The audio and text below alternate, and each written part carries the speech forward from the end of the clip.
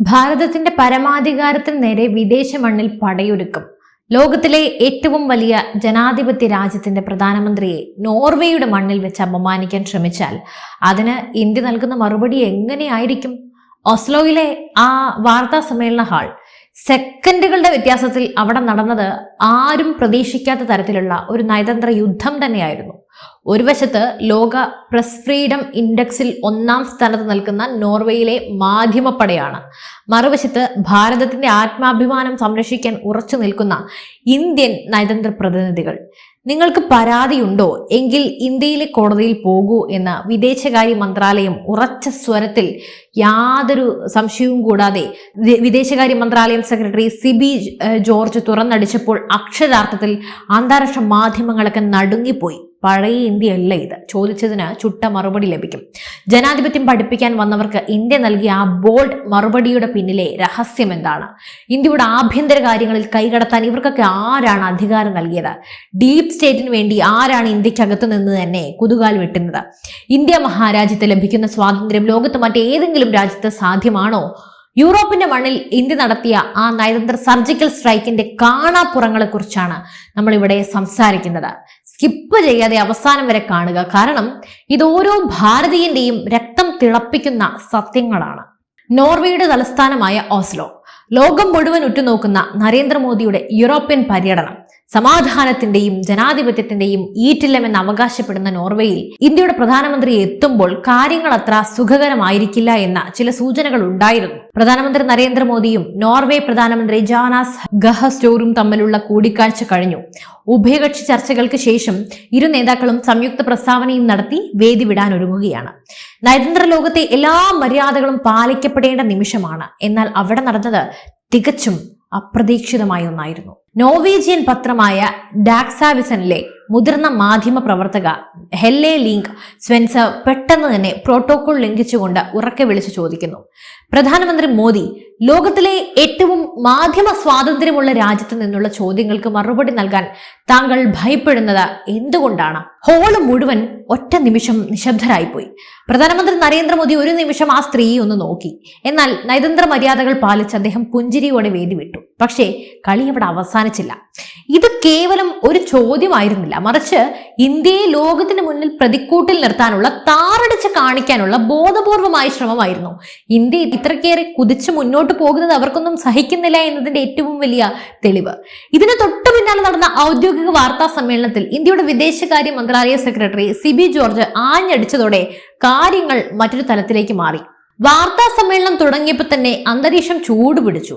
അതേ മാധ്യമ പ്രവർത്തക തന്റെ ചോദ്യവുമായി വീണ്ടും എത്തി. ഇന്ത്യയിൽ മനുഷ്യാവകാശ ലംഘനങ്ങൾ നടക്കുന്നു, മാധ്യമ സ്വാതന്ത്ര്യം ഇല്ലാതാക്കുന്നു, ന്യൂനപക്ഷങ്ങൾ വേട്ടയാടപ്പെടുന്നു. ഇങ്ങനെ പോയാൽ ജനാധിപത്യ മൂല്യങ്ങളുടെ കാര്യത്തിൽ ലോകം എങ്ങനെ ഇന്ത്യയെ വിശ്വസിക്കുമെന്നായിരുന്നു ചോദ്യം. ഒരൊറ്റ സെക്കൻഡ്. ഇവിടെയാണ് ഭാരതത്തിന്റെ നയതന്ത്രജ്ഞൻ തന്റെ കരിയറിലെ ഏറ്റവും ശക്തമായ മറുപടി നൽകിയത്. സിബി ജോർജ് ശാന്തമായി എന്നാൽ ഉറച്ച ശബ്ദത്തിൽ പറഞ്ഞു, ഇന്ത്യയുടെ വലിപ്പവും അതിന്റെ ജനാധിപത്യ അടിത്തറയും മനസ്സിലാക്കാതെയാണ് നിങ്ങൾ ഈ ചോദ്യം ചോദിക്കുന്നത്. ഡൽഹിയിൽ മാത്രം ഇംഗ്ലീഷിലും ഹിന്ദിയിലുമായി 200ഓളം വാർത്താ ചാനലുകളുണ്ട്.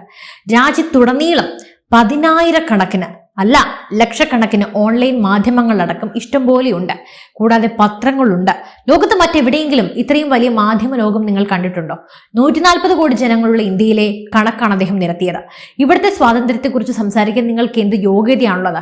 തർക്കം അവിടെയും നിർന്നില്ല. വിദേശ സന്നദ്ധ സംഘടനകൾ തയ്യാറാക്കുന്ന റിപ്പോർട്ടുകൾ നോക്കിയാണ് വിദേശ മാധ്യമങ്ങൾ ഇന്ത്യയെ വിലയിരുത്തുന്നത്. ഇതിനെ അറിവില്ലായ്മ എന്ന് തന്നെയാണ് അദ്ദേഹം വിശേഷിപ്പിച്ചത്. നിങ്ങൾക്ക് എന്തെങ്കിലും പരാതി ഉണ്ടെങ്കിൽ ഇന്ത്യയിലെ കോടതികളെ സമീപിക്കുക. അവിടെ വന്ന് നിങ്ങൾ കേസ് നടത്തൂ. ഞങ്ങൾക്ക് ശക്തമായ ഭരണഘടനയുണ്ട്.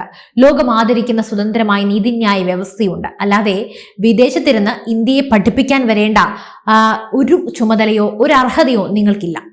ഈ മറുപടിയിൽ പ്രകോപിതയായ മാധ്യമ പ്രവർത്തക വാർത്താ സമ്മേളനത്തിൽ നിന്നും ഇറങ്ങിപ്പോയി. ഓർത്ത് നോക്കണം. എന്തായാലും പക്ഷേ അവർക്ക് മനസ്സിലായി ഇത് പഴയ ഇന്ത്യയല്ല. ചോദ്യം ചെയ്യാൻ വരുന്നവന്റെ മുഖത്ത് നോക്കി തന്നെ ഒരു സത്യവും പറയാൻ മടിക്കാത്ത പുതിയ ഭാരതമാണ്. എന്തുകൊണ്ടാണ് പ്രധാനമന്ത്രി മോദി എവിടെ പോയാലും അവിടെ മാധ്യമ സ്വാതന്ത്ര്യത്തെക്കുറിച്ചും മനുഷ്യാവകാശത്തെക്കുറിച്ചും ഒക്കെ ഇത്തരത്തിലുള്ള ചോദ്യങ്ങൾ ഉയരുന്നത്? ഇത് ആകസ്മികമാണെന്ന് നിങ്ങൾക്ക് തോന്നുന്നുണ്ടോ? ഒരിക്കലുമല്ല. ഇതിന് പിന്നിൽ കൃത്യമായൊരു ടൂൾ കിറ്റ് തന്നെ പ്രവർത്തിക്കുന്നുണ്ട്. നോർവേക്ക് മുമ്പ് പ്രധാനമന്ത്രി സന്ദർശിച്ചത് നെതർലാൻഡ്സ് ആയിരുന്നു. അവിടെയും സമാനമായ ചില നീക്കങ്ങളൊക്കെ നടന്നു. ഇന്ത്യയിലെ ന്യൂനപക്ഷങ്ങൾ വേട്ടയാടപ്പെടുന്നു പോലും. എവിടെയാണ് ഇവിടെ ന്യൂനപക്ഷങ്ങൾ വേട്ടയാടപ്പെടുന്നത്? ഇവിടെ CAA നടപ്പിലാക്കാൻ വന്നു. അതിനെ ഈ കേരളത്തിലെ മാപ്രകൾ ഇരുന്ന് ഓരോരോ കള്ളത്തരങ്ങളും മാനിപ്പുലേഷനും നടത്തി. എന്നാൽ അത് തെറ്റാണെന്ന് തെളിഞ്ഞതാണ്. ഇന്ത്യയെ ഡീപ് സ്റ്റേറ്റ് വലിഞ്ഞു മുറുക്കുവാൻ വേണ്ടി, ഇന്ത്യക്കുള്ളിൽ നിന്ന് തന്നെ ഇന്ത്യയെ ഒറ്റിക്കൊടുക്കാൻ വേണ്ടി കളിക്കുന്ന പ്രതിപക്ഷ നേതാവുള്ള രാജ്യമാണിത്. അതുകൊണ്ട് ആ ഒരു നാണക്കേട് ഇന്ത്യക്ക് എവിടെ പോയാലും ഒഴിഞ്ഞു പോകില്ല. ഇന്ത്യയിലെ ന്യൂനപക്ഷ ജനസംഖ്യ സ്വാതന്ത്ര്യാനന്തരം വലിയ രീതിയിൽ വർദ്ധിച്ചു വരികയാണെന്ന് കണക്കുകൾ നിരത്തി വിദേശകാര്യ മന്ത്രാലയം വ്യക്തമാക്കിയിട്ടുണ്ട്. വിദേശത്തിരുന്ന് ഇന്ത്യയെ തകർക്കാൻ ശ്രമിക്കുന്നവർക്ക് ലഭിച്ച കനത്ത പ്രഹരമായിരുന്നു അത്. തീർന്നില്ല. ഈ കേരളത്തിൽ തന്നെ 10 വർഷം മുമ്പുള്ള ജനസംഖ്യയല്ല ഇന്നുള്ളത്. അതിൽ ന്യൂനപക്ഷ ജനസംഖ്യ ഒന്ന് കണക്കെടുത്ത് നോക്കണം. നോർവേ ലോകത്ത് 1-ാം സ്ഥാനത്താണ് ഈ മാധ്യമ സ്വാതന്ത്ര്യത്തിന്റെ കാര്യത്തിൽ. നമുക്ക് ഈ കണക്കിനൊന്ന് വിശകലനം ചെയ്യാം. ഈ റാങ്കിങ്ങുകൾ ആരാണ് തയ്യാറാക്കുന്നത്? റിപ്പോർട്ടേഴ്സ് വിത്തൗട്ട് ബോർഡേഴ്സ് പോലെയുള്ള സംഘടനകൾ. അവരുടെ മാനദണ്ഡങ്ങൾ എന്താണ്? ഇന്ത്യയിലെ കോടിക്കണക്കിന് വരുന്ന ജനതയുടെ ശബ്ദത്തേക്കാൾ അവർ പ്രാധാന്യം നൽകുന്നത് ഡൽഹിയിലെ ചില AC റൂമുകളിലിരുന്ന് ഇന്ത്യയെ കുറ്റം പറയുന്ന കുറച്ച് പേരുടെ അഭിപ്രായങ്ങൾക്കാണ്. അല്ലാതെ ഇന്ത്യയിലെ ഏത് മാധ്യമത്തിനാണ് ഇവിടെ വാർത്ത നൽകാനായി വിലക്കുകൾ നൽകിയിട്ടുള്ളത്? ഇന്ത്യ മഹാരാജ്യത്തിൽ ലഭിക്കുന്ന സ്വാതന്ത്ര്യം ലോകത്ത് വേറെ എവിടെയാണ് ലഭിക്കുക? തെരുവിലിറങ്ങി ആരെയും വിമർശിക്കാം, ഭരണകൂടത്തിന്റെ ഏത് നയത്തെയും ചോദ്യം ചെയ്യാം, പ്രധാനമന്ത്രിയെയും മുഖ്യമന്ത്രിയും ആരെ വേണമെങ്കിലും വിമർശിക്കാം, സോഷ്യൽ മീഡിയയിൽ സർക്കാരിനെതിരെ പ്രതികരിക്കാം, പ്രതിഷേധങ്ങൾ നടത്താം. ഇതൊക്കെയാണ് യഥാർത്ഥ സ്വാതന്ത്ര്യം. എന്നാൽ ഇന്ത്യ സാമ്പത്തികമായും സൈനികമായും ലോകശക്തിയായി മാറുന്നത് കണ്ട അസൂയ പൂണ്ട ചില പാശ്ചാത്യ ശക്തികൾ ഇത്തരം റാങ്കിങ്ങൾ ഉപയോഗിച്ച് ഇന്ത്യയെ താഴ്ത്തിക്കെട്ടാൻ ശ്രമിക്കുന്നു. ഈ യൂറോപ്പും ഈ അമേരിക്കൻ നാടുകളും നൽകുന്ന റാങ്കിങ്ങൾ നമുക്ക് അതിന്റെ ആവശ്യമില്ല. ഇതിനെയാണ് വിദേശകാര്യ മന്ത്രാലയം നയതന്ത്രപരമായി നേരിട്ടത്.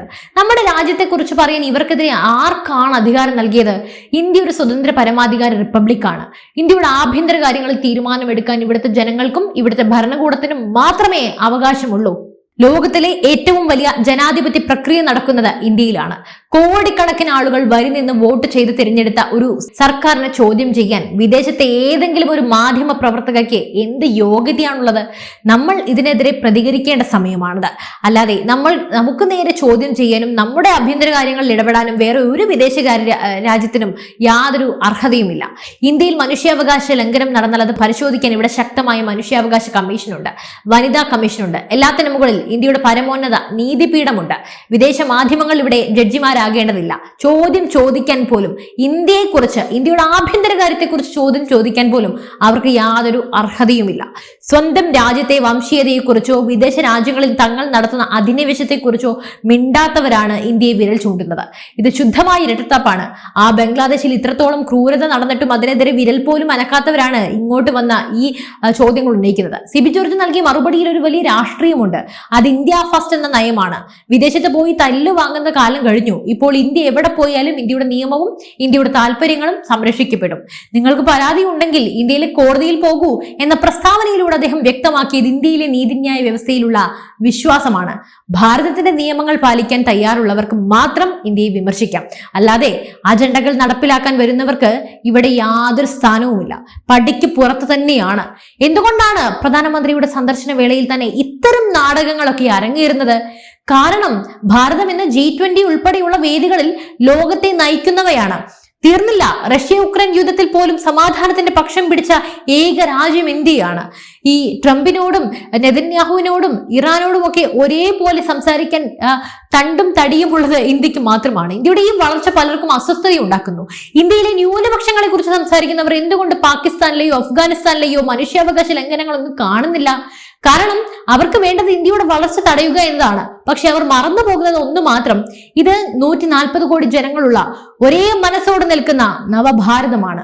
ഓസ്ലോയിലെ ആ വാർത്താ സമ്മേളനം കേവലം ഒരു തർക്കമല്ല, അത് പുതിയ ഇന്ത്യയുടെ ശബ്ദമാണ്. ലോകത്തിന് മുന്നിൽ തലയുയർത്തി നിൽക്കുന്ന, ആരുടെയും മുന്നിൽ മുട്ടുമടക്കാത്ത, ആരുടെയും ദാനമല്ല തങ്ങളുടെ സ്വാതന്ത്ര്യമെന്ന് ഉറക്കെ വിളിച്ചു പറയുന്ന ഭാരതത്തിന്റെ ഗർജനം.